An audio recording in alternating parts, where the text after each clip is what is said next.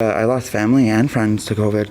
I had a friend of mine that I went to high school with who passed away. I'm ready to get things back to normal, and I don't care if you want to jab me in my arm and my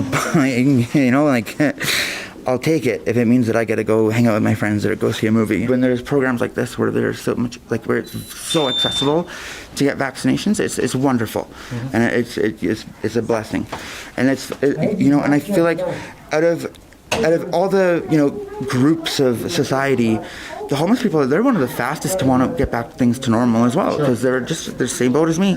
Yep. So for this, there's a very high percentage of us who are like, let's do it, let's get it done, let's get our vaccines.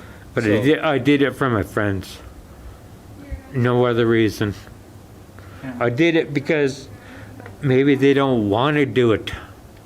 So I did it for them because I love them.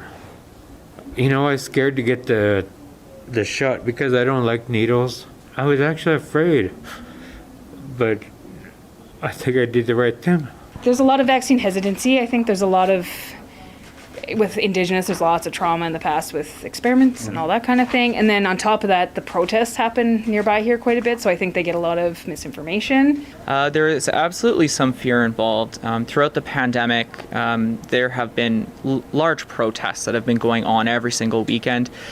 So when you live in the downtown core and you're experiencing homelessness and you're constantly hearing some of this messaging, that does get caught up. And so it's just really up to us to dispel those myths and really encourage people with the facts. We actually have 2 outreach teams on the streets right now, letting people know that they can just simply come drop by and get their vaccine and get something to eat and drink and electrolytes and vitamins. Yeah, people experiencing homelessness are cold, they're hot, they're hungry, they're thirsty. They're looking for their most very basic needs of life to be met.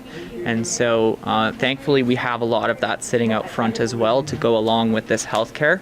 And so that's why we believe this is a trauma-informed clinic. The nurses here are dressed in street clothes, and we have people talking to them as soon as they come in. We're greeting them, and we're making sure that they get a large bag filled with juice and electrolytes and supplies that'll last longer than tomorrow.